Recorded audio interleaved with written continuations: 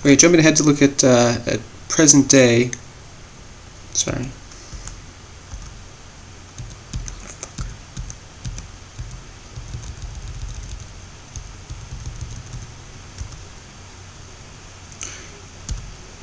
Jumping ahead to look at present day, the Rwandan government has committed itself to improving the education system with the help of the international community.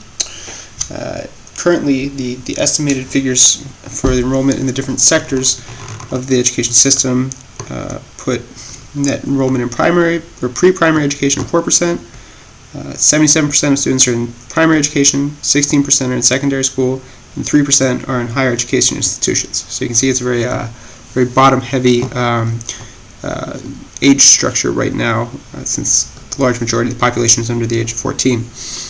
Priority is also being given to developing resources for younger learners. History teaching has been resumed as of 2010, though we'll get into more detail a little bit later about how controversy remains around history teaching.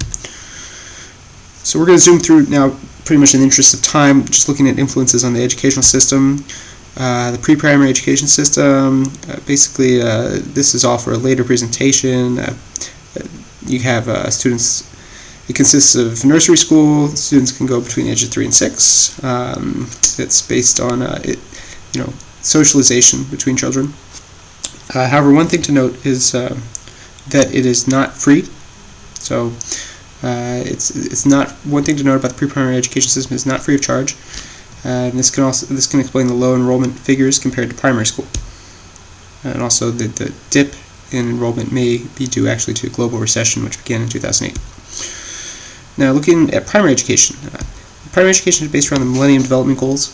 The goal is to have free and universal primary education by 2015. The structure, it's 6 years of primary education. Core subjects, English, Kinyarwanda, math, social studies, science and technology. And the curriculum is, it's also supposed to promote unity, reconciliation, and combat genocide denial. But we'll see how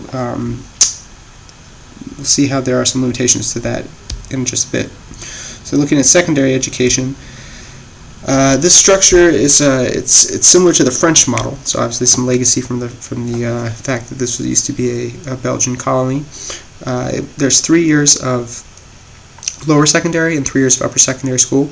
In the upper secondary school, students specialize in a particular subject matter, and they have to take a national examination to pass into the higher education institutions. Education or enrollments in secondary education have been climbing, though primarily within just the first several years of school that are provided free of charge.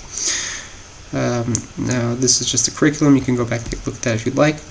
Controversial issues. So, one of the controversial issues is that the FARG, which is the organization that is in charge of providing benefits to the survivors of the genocide, pretty much only gives benefits to Tutsi students. So even if a Hutu student had both parents killed in the war, and they're growing up an orphan, they probably are not going to get benefits that the Tutsi students are going to get.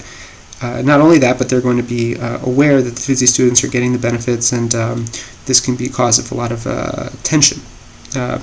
There's really only one, official version of the history of the genocide that's taught, and it's taught at these sort of solidarity camps, which I sort of have outlined or shown a picture of one here. These are put on by the Reconciliation Council, and basically all students that exit secondary school have to go through a solidarity camp before moving on to university. So there's not really a lot of room for discussion. Students are sort of just taught about the history of the genocide based on what teachers, their official version. But teachers don't really want to allow students to talk about their experiences because they don't want to create divisionism. And there is a law in the books that teachers can be arrested for divisionism. Also, there's no history textbooks that have been distributed to any students at the secondary school level. Now looking at higher education, there are 31 higher education institutions within Rwanda, 17 of which are public, 14 are private. Public institutions actually tend to do better than private institutions and have a lower or a better student-teacher ratio. The government's higher education goals really are based around transforming Rwanda from an agrarian society into a technology and communications-led society. And so just looking briefly at this graph, we see that that enrollments have been growing at a pretty steady clip since 2006. All right.